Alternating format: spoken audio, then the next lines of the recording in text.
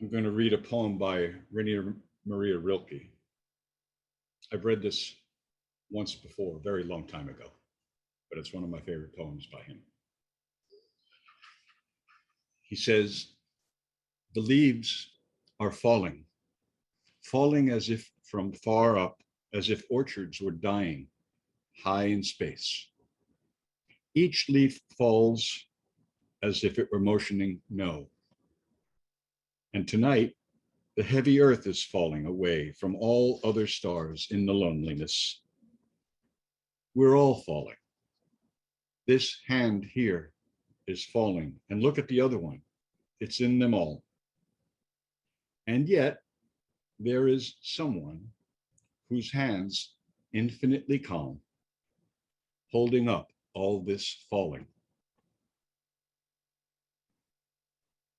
So we're talking a little bit about autumn this week, as I do pretty much every year. And I've mentioned previously how I have a long-standing love-hate relationship with autumn. The beauty of the changing scenery is something that can't be denied, and there are times, especially when you're driving in the country or down a tree-lined street, and all those bursts of gold and red, all those different colors that come out, the real colors of the leaves come out in the fall. And maybe you feel this way, but sometimes I have to stop and look. They just make me catch my breath, you know? This morning on Facebook, I changed my cover photo with a photo of Cooper Lake in Woodstock, New York, that one of the local photographers up there posted. And it's absolutely stunning. The blues, and it's almost like a Maxfield Parrish painting. So gorgeous.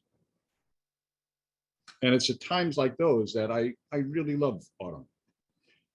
Nature's artistry, you know, is on display for all of us to see. And even though artists down through the ages have tried to duplicate it, they really don't come close, right?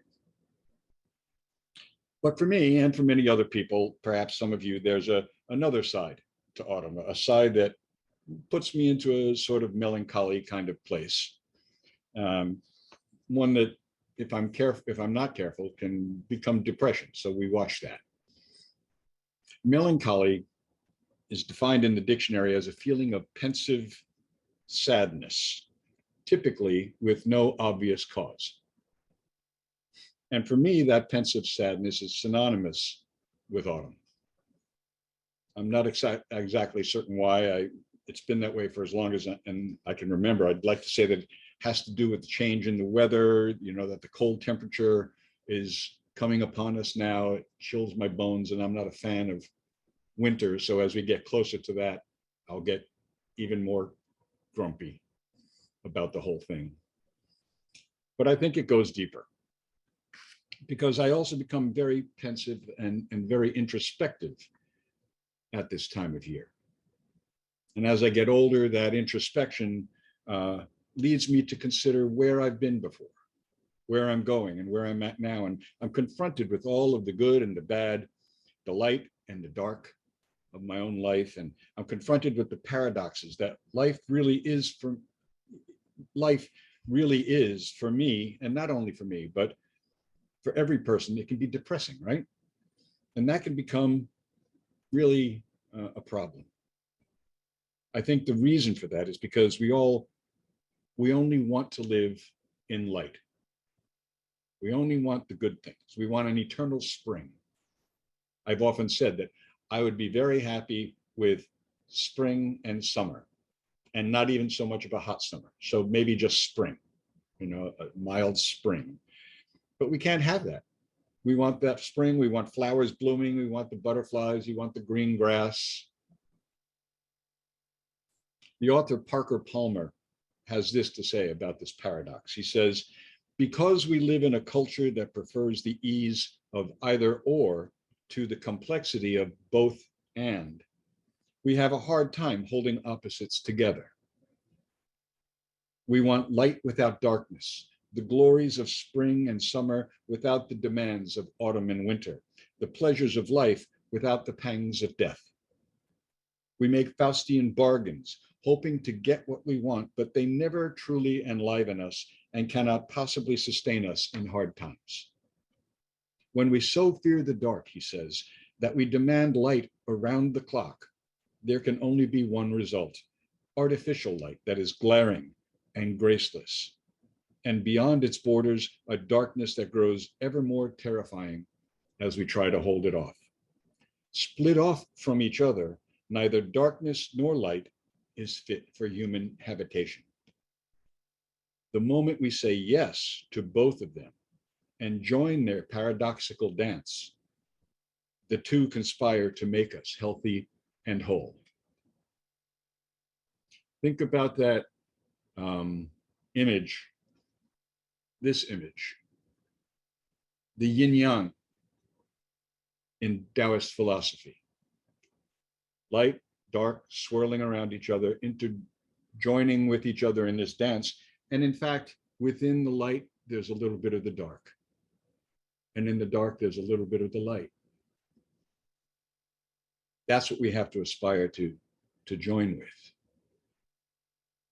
And Rilke's imagery in the poem that I read about the leaves falling and dying, and his comparison of the earth falling away and of our lives as another example of falling, is where many of us tend to get stuck, especially in autumn, when we're confronted with it for so long. I remember taking hikes in the woods when I was younger, or when I was in Boy Scouts growing up during the fall, and seeing all of the decaying leaves on the ground, or coming upon a tree that had fallen over that was rotting away, and feeling sad about it. And this is similar to what the Buddha experienced when he snuck out of his father's palace to see what the rest of the world was like for the very first time. He was confronted first with the sight of an old man, then with someone who was sick, and then finally with a corpse. And when he saw these things, he was shocked and he was saddened. And then finally, he saw a man who was practicing very strict ascetic exercises in an effort to escape this dance, the wheel of birth and death. And eventually the Buddha, after his enlightenment, taught that we can escape these things. They're part of life itself, and all of the ascetic practices in the world will not change that, even if we live 100,000 lives, he says. But Rilke reminds us at the end of his poem of the reality behind all of this falling. He says, someone, we can call it whatever we want: God, reality, evolution, the force, divine mind, divine purpose, whatever you like, the great mystery in which we live and move and have our being, I always say. Let me read it again. The leaves are falling, as if from far up, as if orchards were dying high in space, each leaf falling as if it were motioning no. And tonight the heavy earth is falling away from all other stars in the loneliness. We're all falling. This hand here is falling, and look at the other one. It's in them all. And yet there is something, whose hands infinitely calm, holding up all this falling. The Buddha, after his enlightenment, came to understand that this falling, this ending, the decay and the compost and the return to an elemental state, it's necessary. It's a part of life that we can't escape. And that leaves us with the question, what's all this for? What do I have left? Maybe we think, I know I do, as we get older, I think more and more about this. What's left? You know, I remember when I was around 28, 29 years old, I was listening to country music for some reason back then. I don't know why. I still don't know why. It's puzzling to me. But there was a song back then, The Backside of 30. And in that song, this country musician was lamenting the fact that now he had gone past 30. He's on the backside of 30, and it was all downhill from there. Well, you know what? I'm on the backside of 60 now, probably like most of you, and I'm saying, hey, what do I do now? Well, we just keep on, right? The Buddha put it this way, and we've read this just a few weeks ago. I am of the nature to grow old. There is no way to escape growing old. I am of the nature to have ill health. There is no way to escape having ill health. I am of the nature to die. There is no way to escape death. All that is dear to me and everyone I love are of the nature to change. There is no way to escape being separated from them. My actions are my only true belongings. I cannot escape the consequences of my actions. My actions are the ground on which I stand. So for me, autumn becomes a time for me to reflect on my actions, the good and the not good. My natural tendency is to reflect on the not good ones. And I have to be reminded not to ignore them, but to allow them to be used like compost for my own personal growth, and to allow good actions to spring forth from that. And just as autumn's work is to provide compost and seeding for the renewal of nature, our lives and everything that happens, everything that we do, composts us and seeds us for that eventual time of renewal, that springtime. And I know that that melancholy feeling I have will eventually subside, but it usually lasts a while into the winter, at least for me. But by spring, things turn a corner, and when we allow ourselves to experience both the light and the dark, the growth and the falling of life, we can see our lives as being beautiful and colorful as those trees outside. And I want to conclude by reading a story to you. It's not too long, but a little bit, but be patient. Pretend you're sitting in one of those Unitarian congregations where they're able to have the story for all ages, and the kids come forward and sit down front while the person tells the story. So pretend you're the little kids and you're sitting at the front, okay? And this is a story by the late Leo Buscaglia. How many of you remember Leo Buscaglia from the 70s or so? He was a motivational speaker and a psychiatrist. And you may be familiar with this story, but it's a beautiful story that really speaks to what I've been talking about. And it's called The Fall of Freddie the Leaf. Spring had passed, so had summer. Freddie the leaf had grown large. His midsection was wide and strong, and his 5 extensions were firm and pointed. He had first appeared in spring as a small sprout on a rather large branch near the top of a tall tree. Freddie was surrounded by hundreds of other leaves just like himself, or so it seemed. Soon, he discovered that no 2 leaves were alike, even though they were on the same tree. Alfred was the leaf next to him, Ben was the leaf on his right side, and Claire was the lovely leaf overhead. They had all grown up together. They had learned to dance in the spring breezes, bask lazily in the summer sun, and wash off in the cooling rains. But it was Daniel who was Freddie's best friend. He was the largest leaf on the limb and seemed to have been there before anyone else. It appeared to Freddie that Daniel was also the wisest among them. It was Daniel who told them that they were part of a tree. It was Daniel who explained that they were growing in a public park.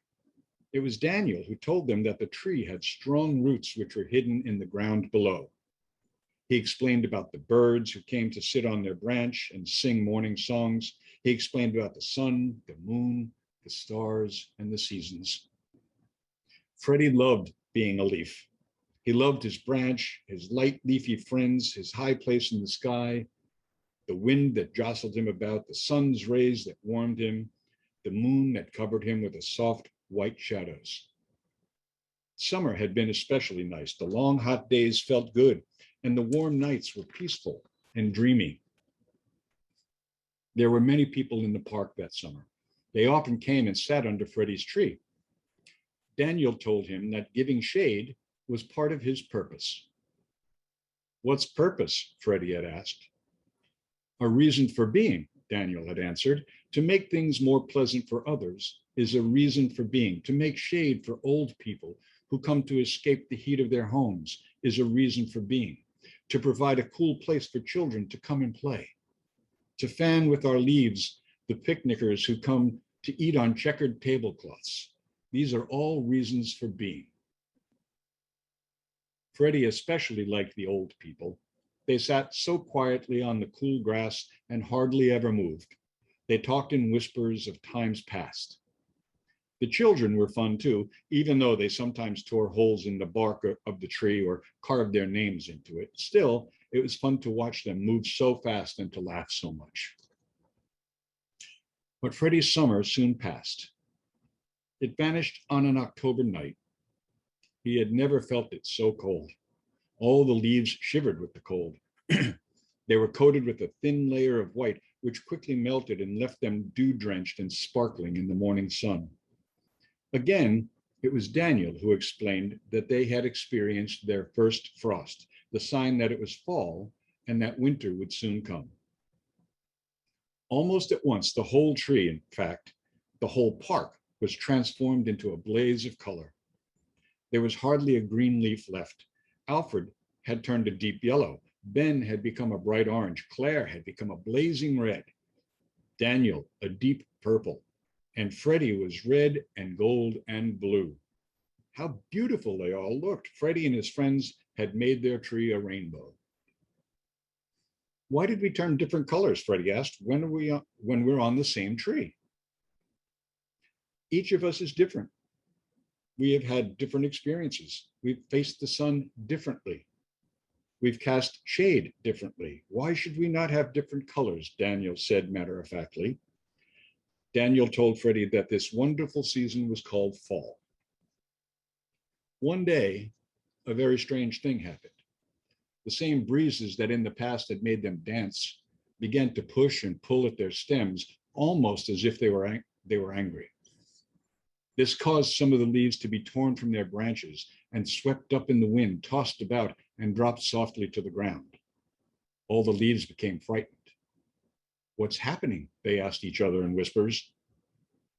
It's what happens in fall, Daniel told them. It's time for leaves to change their home. Some people call it to die. Will we all die? Freddie asked. Yes, Daniel answered. Everything dies, no matter how big or small, how weak or strong. We first do our job. We experience the sun and the moon, the wind and the rain. We learn to dance and to laugh. Then we die. I won't die, Freddie said with determination. Will you, Daniel? Yes, answered Daniel, when it's my time. When is that? Freddie asked. No one knows for sure, Daniel responded. Freddie noticed that the other leaves had continued to fall. He thought it must be their time. He saw that some of the leaves lashed back at the wind before they fell. Others simply let go and dropped quietly. Soon the tree was almost bare. I'm afraid to die, Freddie told Daniel. I don't know what's down there. We all fear what we don't know, Freddie. It's natural, Daniel reassured him. Yet you were not afraid when summer and fall became fall. They were natural changes. Why should you be afraid of the season of death? Does the tree die too? Freddie asked. Someday, but there's something stronger than the tree. It is life. That lasts forever, and we are all part of life. Where will we go when we die? No one knows for sure. That's the great mystery. Will we return in the spring? We may not, but life will. And what has been the reason for all this? Freddie continued to question. Why were we here at all if we only have to fall and die? Daniel answered in his matter-of-fact way. It's been about the sun and the moon. It's been about happy times together. It's been about the shade and the old people and the children. It's been about colors in fall. It's been about seasons. Isn't that enough? That afternoon, in the golden light of dusk, Daniel let go. He fell effortlessly. He seemed to smile peacefully as he fell. Goodbye for now, Freddie, he said. Then Freddie was all alone, the only leaf on his branch. The first snow fell the following morning. It was soft, white, and gentle, but it was bitter cold. There was hardly any sun that day, and the day was very short. Freddie found himself losing his color, becoming brittle. It was constantly cold, and the snow weighed heavily upon him. At dawn, the wind came that took Freddie from his branch. It didn't hurt at all. He felt himself float quietly, gently, and softly downward. As he fell, he saw the whole tree for the first time. How strong and firm it was. He was sure that it would live for a long time, and he knew that he had been part of its life and made him proud. Freddie landed on a clump of snow. It somehow felt soft and even warm. In this new position, he was more comfortable than he had ever been. He closed his eyes and fell asleep. He did not know that spring would follow winter and that the snow would melt into water. He did not know what appeared to be his useless, dried self would join with the water and serve to make the tree stronger. Most of all, he did not know that there was asleep in the tree and in the ground. There was already plans for new leaves in the spring. And that's the message of autumn. Things come, things go, but there will always be the spring. May it be so. If you enjoyed this video, please like us on YouTube, subscribe to our channel, and click on the bell to be notified whenever we post a new video.